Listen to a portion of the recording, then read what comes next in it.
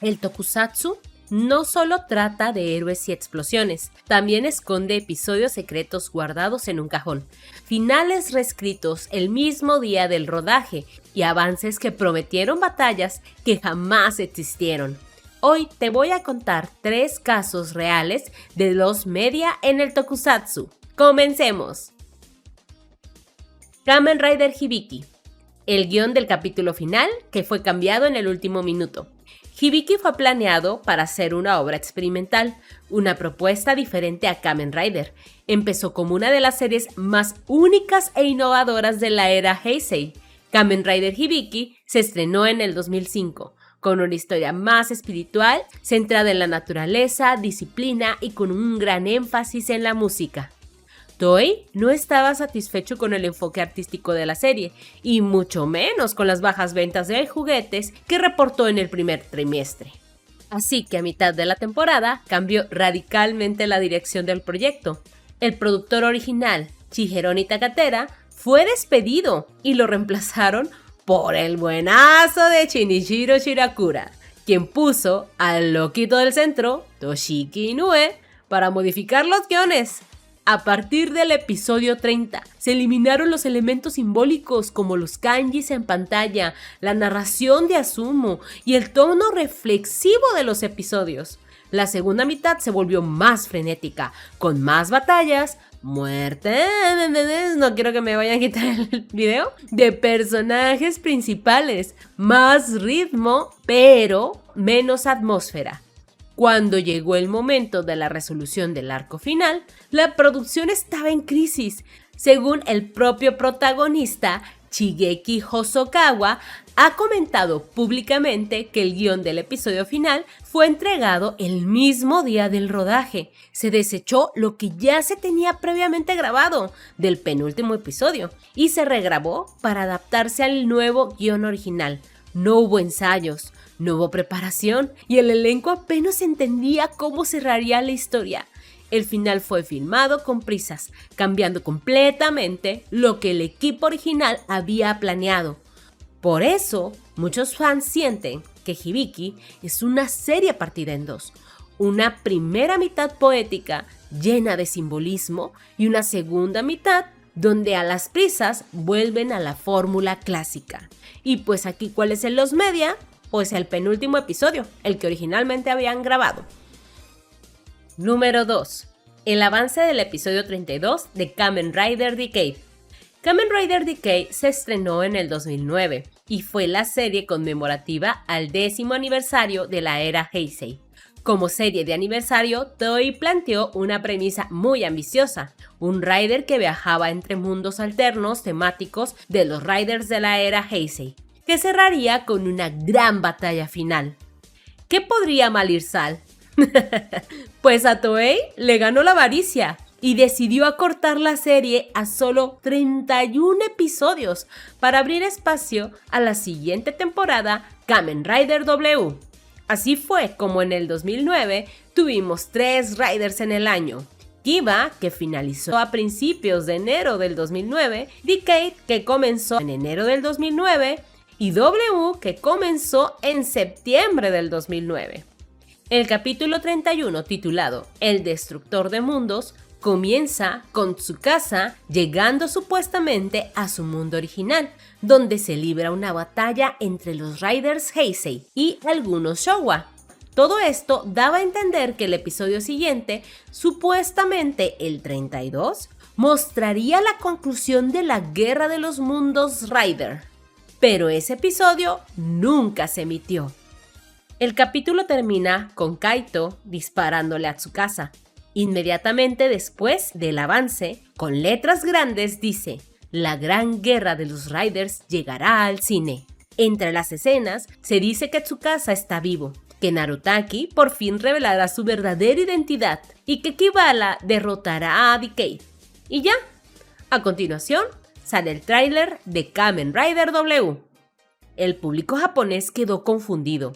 Habían visto en TV un avance que prometía una batalla épica. Y spoiler, 3 meses después, cuando salió la película, ninguna de las escenas usadas para el avance apareció en ella. el público recibió una versión completamente distinta al mismo evento. Según declaraciones y reportajes que aparecen en la revista Hyper Hobby y TV, la razón principal fue un recorte de presupuesto y de tiempo. En vez de grabar el arco final de Decade, del capítulo 32 al 50 para la televisión, usaron ese presupuesto para integrar el final de la película de W y conectar ambos riders. ¡Qué listillos! Yo sigo sospechando que se gastaron el presupuesto para pagarle a Gakuto.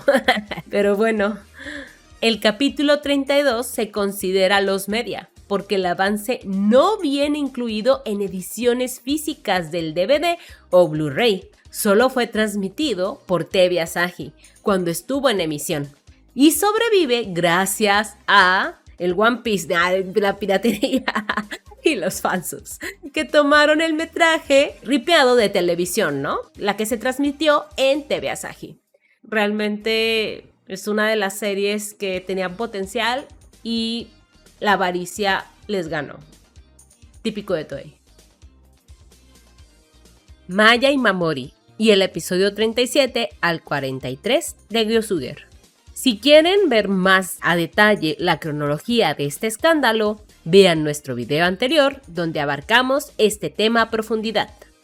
A partir del capítulo 37, en los que Maya y Mamori todavía aparecían de forma clara, pueden considerarse hoy en día lost media.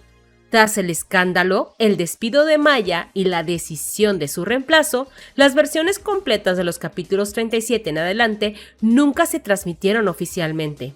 La versión que actualmente está en emisión es una versión reeditada con escenas modificadas, diálogos alterados y la eliminación directa de Maya y Mamori. En la recta final de Number 1, Sentai Goshuger, la serie sufrió modificaciones profundas y poco habituales, provocadas directamente por el caso que involucró a la actriz Maya Mamori, intérprete de Goshu Unicorn. Para cuando el escándalo salió a la luz, la producción ya se encontraba en una fase muy avanzada. Nosotros pensamos que tenían varios episodios finales grabados o prácticamente terminados. Aún así, Toei y el equipo creativo tomaron una decisión extrema: alterar el cierre de la serie, incluso si eso implicaba rehacer parte del material ya producido. Uno de los cambios más evidentes fue la edición de escenas clave en el capítulo 37 y 38. El objetivo fue reducir y eliminar la presencia de Goshu Unicorn, evitando que el personaje tuviera un papel central en el desenlace. Incluso una seiyū regrabó los diálogos de Goshu Unicorn. Muchas de las regrabaciones se enfocaron en escenas de diálogos interiores y transiciones, mientras que varias secuencias de acción se conservaron mediante ediciones agresivas, recortes o reutilización de tomas.